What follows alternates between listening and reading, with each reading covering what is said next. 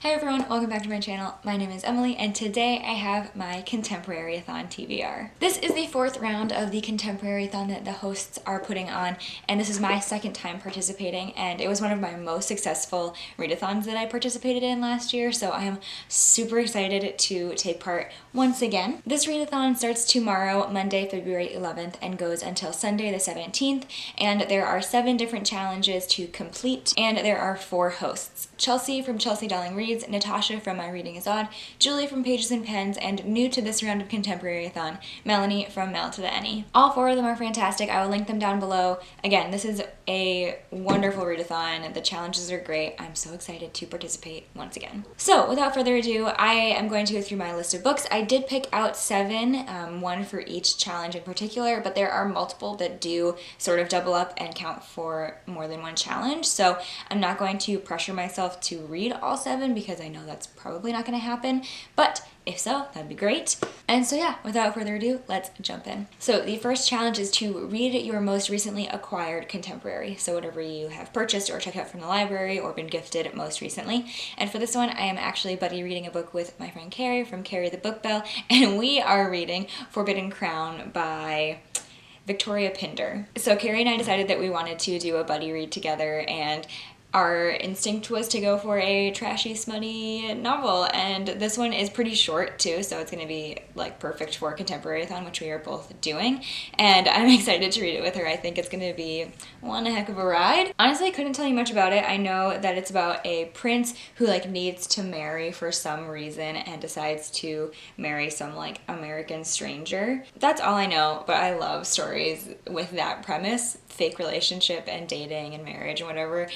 I really enjoy. And we are pretty much under the impression that this is either going to be fantastic and a lot of fun or just absolute garbage, because the first 4 reviews on Amazon are a 5-star, a 1-star, a 5-star, and then another 1-star. So like it seems pretty polarizing, but either way it's going to be so much fun to read it with her, and I'm really looking forward to it. Challenge number 2 is the color challenge. So they choose a color and you need to find a book with that color represented somewhere on the cover, and they chose Blurple for this round of the Contemporary-a-thon, which is basically like blue-purple. And so I have chosen for this challenge The Proposal by Jasmine Guillory. This is a story about our main character Nicole, who is proposed to at a Dodgers game via the like Jumbotron big screen, but it's a guy that she's like not that into. They've only been dating for a little while, and so she says no, but then the whole crowd starts booing her, freaking out, whatever. And so Carlos comes in. He is also attending the game, and he kind of escorts her out of the stadium and helps her get away from all these ridiculous people. And this is a romance between the 2 of them as far as I know, and Jasmine Guillory wrote a book last year that I read called The Wedding Date, and I really enjoyed it, and Carlos is a side character in that one, and I really liked him in The Wedding Date, and so I feel like it's going to be a very fun time to read about him again. But like I said, I really enjoyed The Wedding Date. I've heard mixed things about this one, but I'm excited to dive in and see for myself. Challenge number 3 is to read a diverse contemporary, keeping in mind that this month in the US is Black History Month, and so for this, I have chosen Americanah by Chimimanda Ngozi Adichie. I'm also buddy reading this with Jasmine from Yogi with a Book. I'm really excited about this one, and I think we're both just like kind of intimidated by it. This is the one I'm most nervous about for this week. Not because I don't think I'm going to like it, but it's pretty long. It's a chunky read, and it's a pretty heavy topic. This follows 2 characters who grew up in Nigeria and are moving to the West.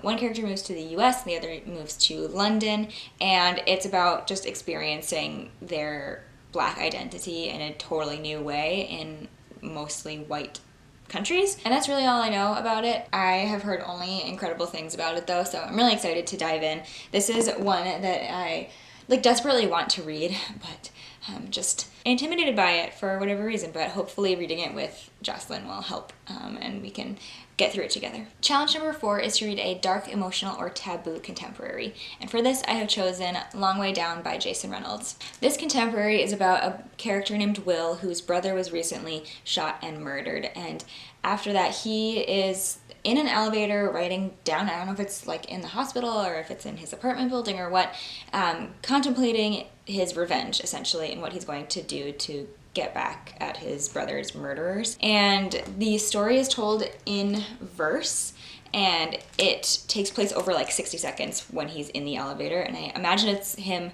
just like reflecting and sort of, I don't know, a very contemplative novel. I do wish I had the audiobook because I've heard it's fantastic and that Jason Reynolds reads it himself.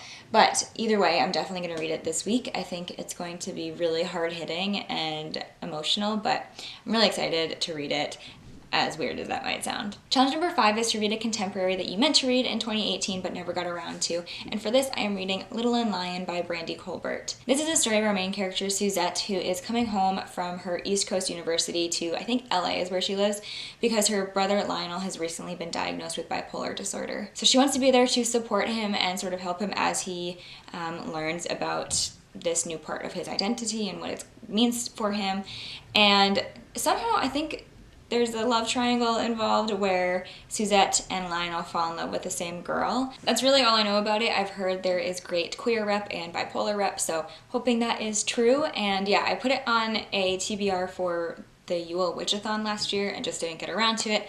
And it's one I've had for a really long time and have been wanting to read, just haven't. So now I can. Number 6 is to read a book in a non-traditional format for you, whether that's audiobook, graphic novel, ebook, etc. I actually have 2 for this, which is a little bit weird, I know, considering I'm not even planning to read 7, so why am I picking 8 books? But just bear with me. I found this graphic novel at the library the other day and just like had to get it, and I want to read it ASAP, and I think it works well for Contemporary-a-thon. I found Graphic Reproduction, a comics anthology edited by Janelle Johnson, and this is a, yeah, like it says, a comic anthology all about reproductive rights and health and such, and that sounds incredible. I don't know, I'm really excited to dive into this. I don't really know what to expect. I just think it's such an important topic, so I'm really excited, and I will report back on how it is, but I think it's gonna be great. I also just love the pink and black and white color story going on. It's really pleasing to me, and yeah, I can't wait to read this. It might be the first thing I read, to be honest. Then the other non-traditional format I have is for The Mothers by Brit Bennett. Obviously, this is traditional hardback book, but I do have it out from the library on audio. This is another one that I wanted to read in 2018 with one of my friends from work, actually, and I just didn't get around to it, but she read it and really loved it, so I want to take the time this week to listen to it on audio while I'm driving back and forth from work. I always like to have an audiobook any time of the year, really, but especially for a read-a-thon because it's such an easy way for me to read while I am otherwise engaged in other activities such as chores, shopping, driving. I spend a lot of time in the car. So yeah, I saw the audiobook of this for available at my library, and I figured I can also pick it up and read it physically occasionally as well if I want to. It's about I think it follows 3 main characters who all kind of share in a secret, and that's like really all I know. Even with the synopsis, it's like kind of vague. We'll see. And finally, the 7th challenge is to read a book that has a picture on the spine. And for this, I have chosen The Wife Between Us by Greer, Hendricks, and Sarah Pekkanen. And on the spine, you can kind of see it has like their profiles, eyes, and such on here as well. I mentioned this in my winter TBR as one of the books that I wanted to read. I kind of fell back in love with mystery thrillers towards the end of 2018 and want to pick more up, so I'm trying to be intentional about doing so. I haven't yet in 2019, so I'm excited about this. This one, again, I just don't really know what to expect from it. I know that it's about a woman whose ex-husband has fallen in love again, and there's like, I don't know, weird drama between the 3 of them. But I've heard the twist is really good, and yeah, I'm just really excited to read this, and I'm excited to get caught up in a mystery thriller suspense novel, so I'm excited about this one for sure. Alright everyone, that is going to do it for my TBR. Those are all of the books that I hope to read during Contemporary-a-thon. Again, I don't expect that I will be able to read all 8 of them. If I can get maybe 5, I would be really happy about that, and yeah, we'll see where we go from there. If you are also participating in Contemporary-a-thon, please let me know what you plan to read and some of the things that you are excited for. You can leave me a comment down below, or you can find the links to all of my social media accounts in the description box if you want to be friends with me there. If you like this video, please give it a thumbs up and subscribe to my channel so you don't miss out on my next video. But until then, happy reading. Bye.